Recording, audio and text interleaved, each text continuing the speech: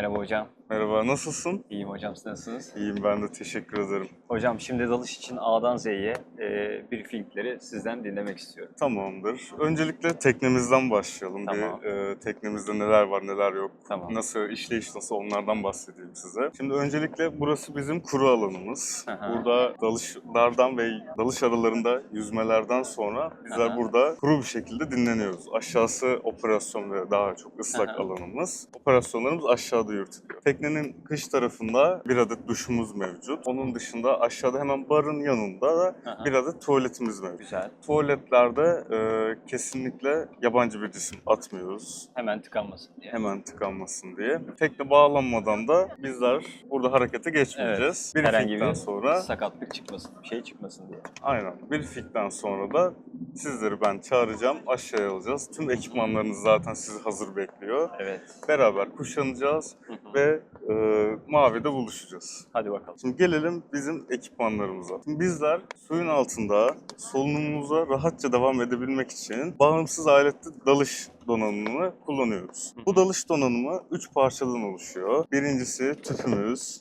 regülatörümüz ve denge yeleğimiz olmak üzere. Evet. Sizler suyun altındayken bunların kontrolüyle uğraşmanıza gerek yok. Tamamen kontrol bende olacak Tamam. ve bizler beraber güzel güzel gezeceğiz. Önce regülatörümüzden başlayalım.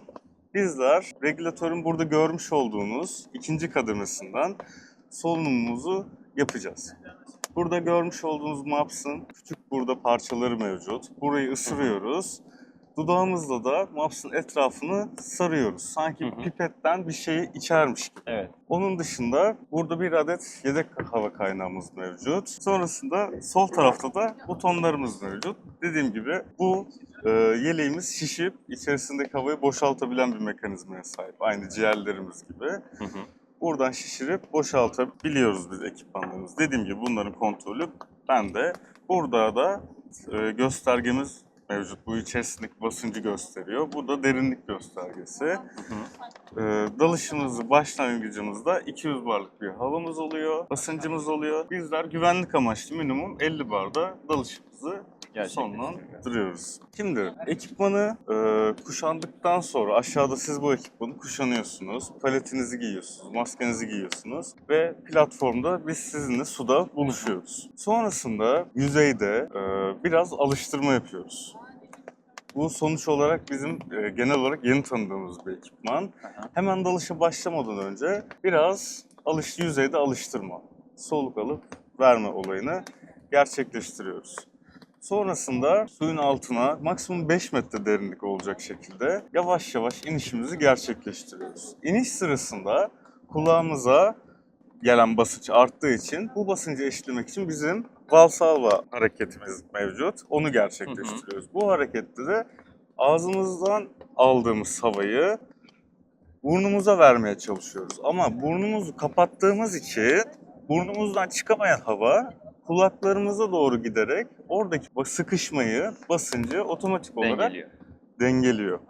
Bizler aşağı iniş süresince ben her bu hareketi ya da bu hareketi yap dediğimde eşitlemen gerektiğini hatırlayacaksın. Hı hı. Bu genelde daha çok ağrı olduğumuz noktalarda mı yapıyoruz, aşağı Evet. inerken mi? Aşağı inerken o ufak ufak ağrılar artacak. Evet.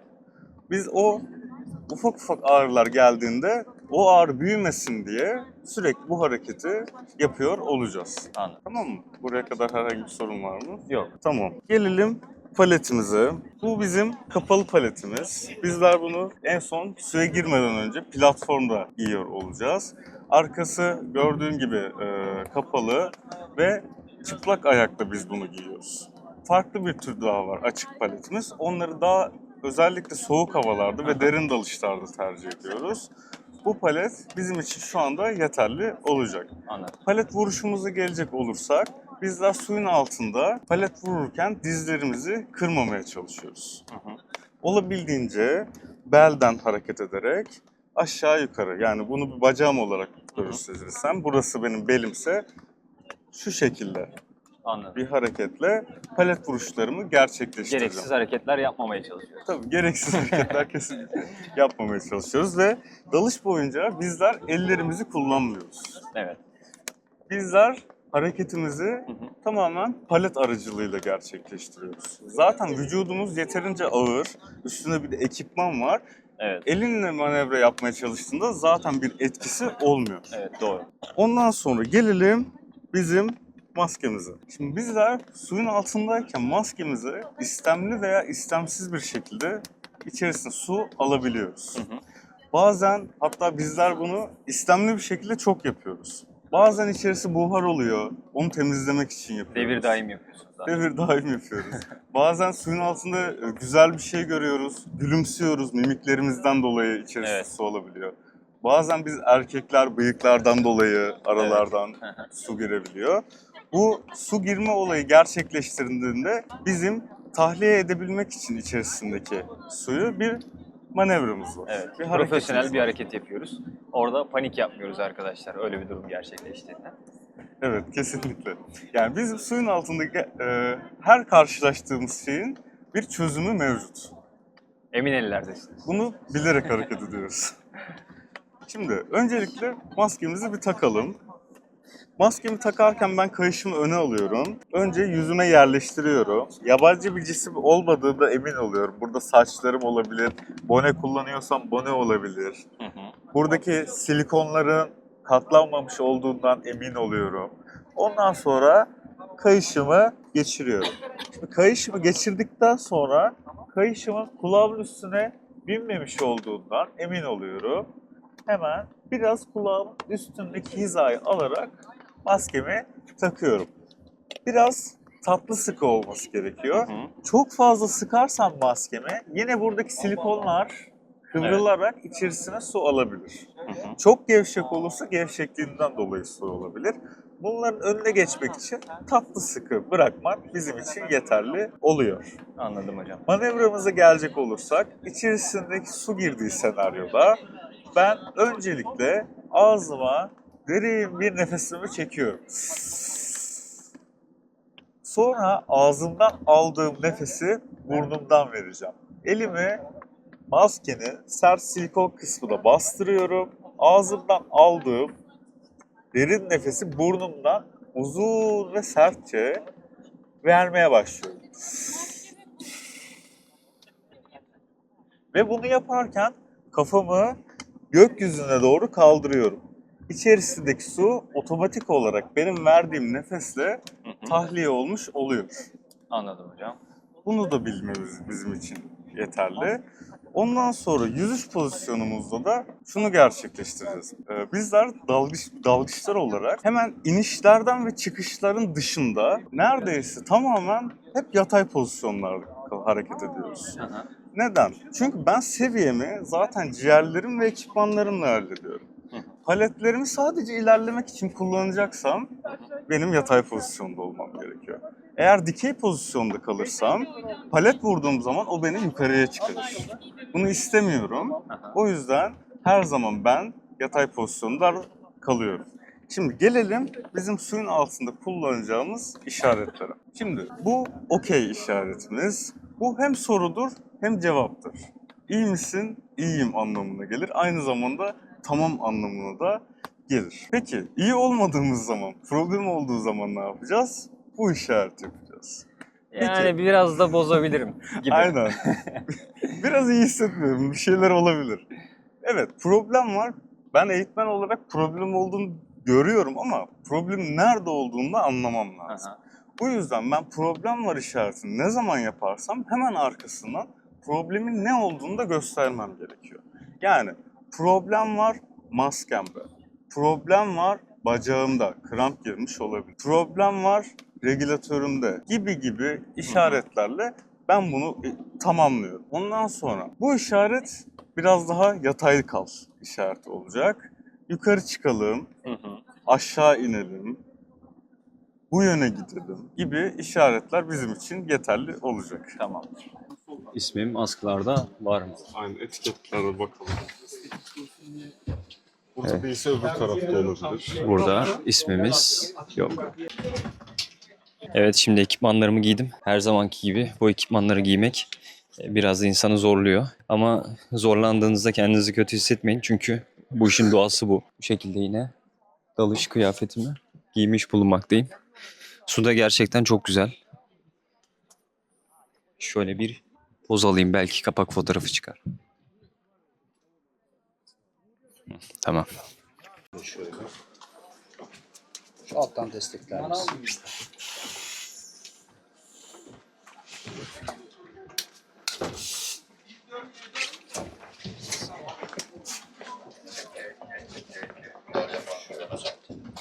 Tamam. Öne doğru yavaşça alacağım seni. Tamam, ayağa kalkalım. Tamam. Tamam. Bir tane şöyle bir zıpla. Tamam. Ağırlığımız ne kadardı? 6 kilo var. Bir de buradan zıpla. Ha? Tamam.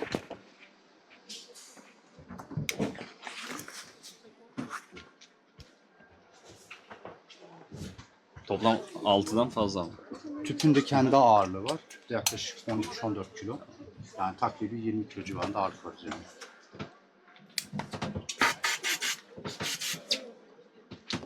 Şimdi bu da hava kaynağı.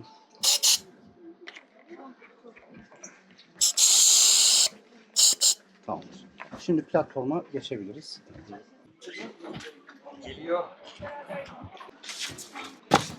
Şimdi giy ayağını abi. At ayağını. İt, it, it, itebildiğin kadar it. Önce it. Tamam. Topuğunu kaldır. Bunu da biraz it. İyice it ileriye. Tamam. Topuğunu kaldır. Bekle. Tamam.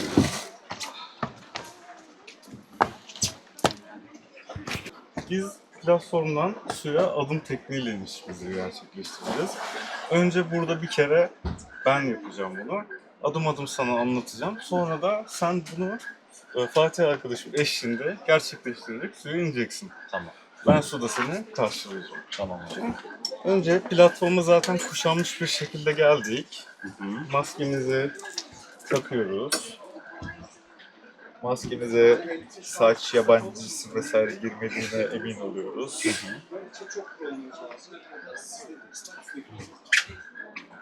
Ondan sonra yeleğimizi şişiriyoruz.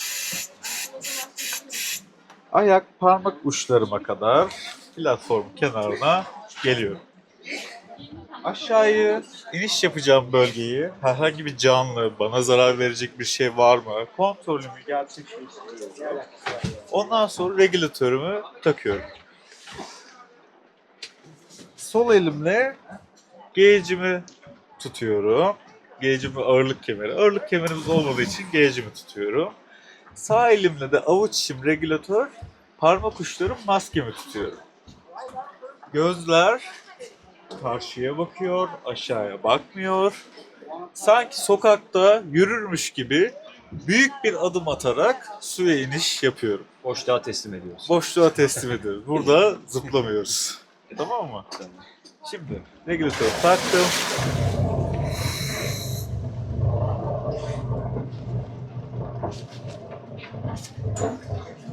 Yapıyoruz.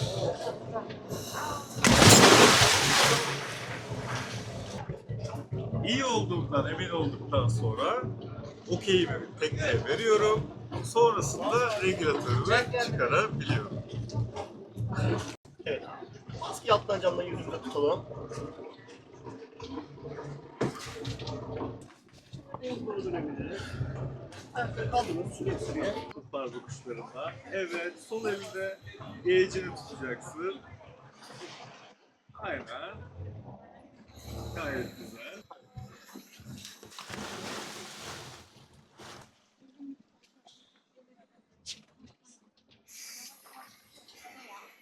Daha önce hiçbir şekilde iniş yaptın mı? Bu şekilde yok. Gidiş yapmamıştık. Doğrudan oturarak ters hareketle suya inmiştik. Daha önce de deneyimli olduğum için bir de bunu Evet. tatmak istedim. Güzel Biz oldu. normalde hep bu şekilde iniş yapıyoruz. Umarım keyif almışsındır. Gayet güzel. Gayet keyifli. Regülatörü takma. Sonrasında Dişleri bunu Bunu anlatımı yapayım. olur. Bu tabii ki. Şurada diş bölümümüz var arkadaşlar. Diş bölümünde ağzımızı getirdikten sonra ısırıyoruz ve dudaklarımızı komple etrafına kapatıyoruz. Su almayacak şekilde. Sanki pipet kullanırmış gibi. Biraz böyle yüzüstü uzanıp istersen bir solunum yap bakalım, bir alış.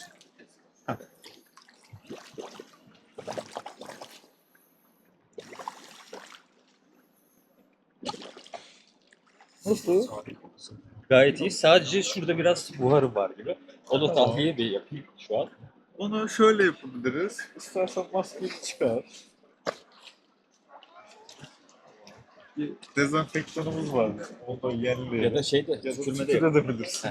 Bu işin raconundan yapalım. Tükürelim. Yine suyun altında böyle engelleyemediğim ufak tefek buharlar olabilir. Evet. Bir suya daldır çıkar onu. Dokunma bir daha camına. Evet, güzel. Regülatörü tak bakalım.